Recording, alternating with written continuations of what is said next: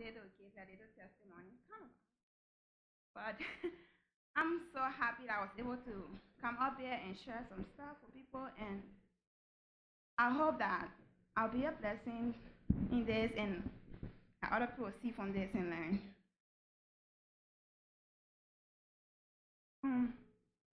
I also want to thank everyone for coming here today.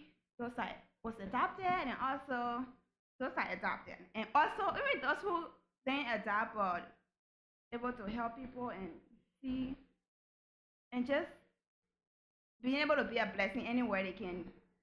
So I'm going to come here and share a little story with some people. But um, I was a little girl when I was in Africa. I was a little girl and I lived with my family and things were just fine, and I wasn't a Christian, of course, but I knew there was a God somewhere because I think everyone know that pretty much. So I felt pretty much okay because I had a mom and dad and things were just fine. But then one day at the age of 8 and stuff, I started seeing things going on in my home. My mom was kind of angry a lot of days, and my dad too. Things wasn't going pretty much okay. So I started wondering. I said, "What's wrong? What's wrong? What's wrong?" So one night, I kind of sneak out and started listening to that conversation, and then found out that it wasn't my real parents, and that my real dad wanted me back, and things. So that's why my parents are arguing pretty much. But they didn't tell me all these years, and they felt going to feel bad, and my dad. So my dad was just trying to come and tell me, but my mom just wanted it to be that way, and they should hide it. So after I learned that, I knew in my heart that everything since then I got that news in my head, everything just changed between me and my family, and things started getting hard pretty much. And later on, I realized that I had to go live with my real dad for a couple of years. But then when I went there, I was he didn't have a wife, so I thought I came to my real parents. There was no wife here. Started wondering about that. But then he and I didn't get along pretty much. And then I didn't know what happened to the mom part. I only knew the dad part pretty much. So I came back to my family, to my godparents again. It's supposed to be my godparents. I came back to them again, and right then I started getting disappointed, bitter every time, sad, mad, and things just started getting hard. But I didn't know God at that time, but every time I had a wish that one day He would help me to get a parents again and things will work out fine. So since then, I started going through a lot of trials, and during 2001, we had a war in our country, of course, and my family had to run away, had to go hard in some places, and happened to be when in the bush to go hard in the forest, pretty much.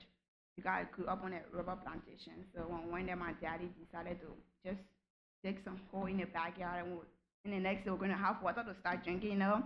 So we started drinking from there, just water that was just dug in the back of the yard. We started drinking, and the next couple of days I got real sick from malaria, and since then my parents started worrying because everyone thought I was going to die. I got sick, and things were just so hard. It was frustrating because we had to stay there. They couldn't take me everywhere, and things were just hard. So right then, I saw God in that place pretty much because one afternoon my dad just came home with this man.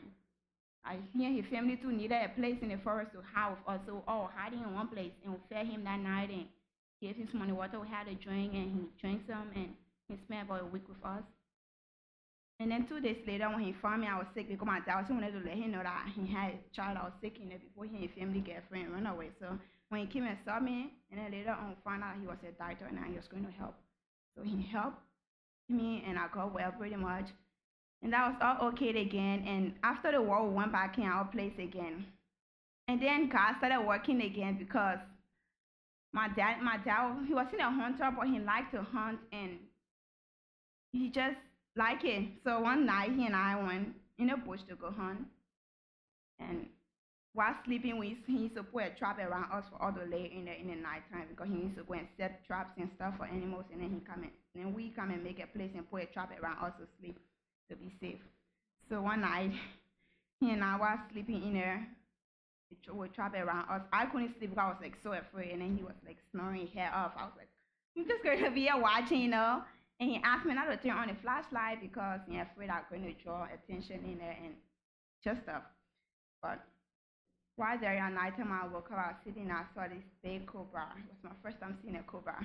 And I was so freaked out, about to run away, but he told me to promise I wasn't going to get out of the trap no matter what. And because I'm going to get out, I'm going to get hurt too. So I just sat there and pinched him as hard as possible and waking up, and he killed that. And since then, I was just like, oh my soul, because I was just afraid I was going to die there. Because to find out pretty much people been eating my snake before. So since then, I was like, okay, no more hunting for me again. So yeah, and then a year later again, I was about to go spend a vacation with my grandmother and about to go to school in the morning when I went to go take a shower and neighbor from our place pour a lye in my water bottle because and lye was just the water but it just clear and he mistakenly do that because he was about to go tap in it because I grew up on a rubber bush and we cook like latest with rubber so with lye. So he mistakenly do that too and I came out, I thought it was the same water and I drank it and since then my esophagus was eating my lye and I went in the hospital, I had surgery and I had surgery alive all the time because we had no painkillers, so I had to have surgery awake all the time. It was so painful every time. So even my doctor that were helping me there, he gave me a feeding tube, and I even begged him sometimes, be like, "Can you please just kill me?" Because I was just so skinny, and everything just changed. I couldn't eat anymore. I couldn't drink, and not that I didn't wanted to eat at all, but I really wanted to eat. But now I couldn't, so every time I just cry and begging to kill me. And he said, no, we can't, you will die by yourself, pretty much. I had a hope that someday I was going to die and stuff, and I was just looking forward to that day. So one day, I met this woman, she came, and her name was Patley, and she came and talked to me about stuff, and she said, well, I'm going to help you. She promised me that she was going to help me. And when I saw that her promise, I knew in her face that she was good, and that she was going to help me. A couple of weeks later, she told me that she had to take me from the hospital and carry me somewhere else where I came in. She was involved with a ministry called Acres of Hope, and she helped me. And that's how I got adopted to the U.S. and I came here. So I just wanted to tell my story, not to make anyone sad or show anyone I'm really sad about it, but it's supposed to be joyful. Of course, it might not be joyful, but it's supposed to be.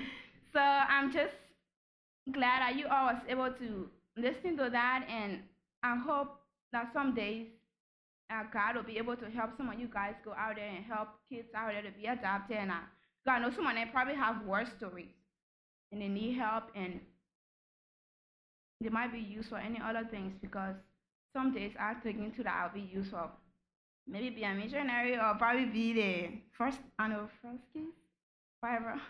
I'm going to be like that family someday and raise orphans. So maybe I can do that. I'll be a missionary, whatever. But first case. Okay, I think I'm interested in your family, by the way. So yeah, I just wanted to come and share that with you guys today, and I hope that some of you guys can be a tool someday to help in any other ways you can. You don't have to adopt, but you can also be the hands and feet to those that are adopting. And yes, so I'm going to pray for you guys.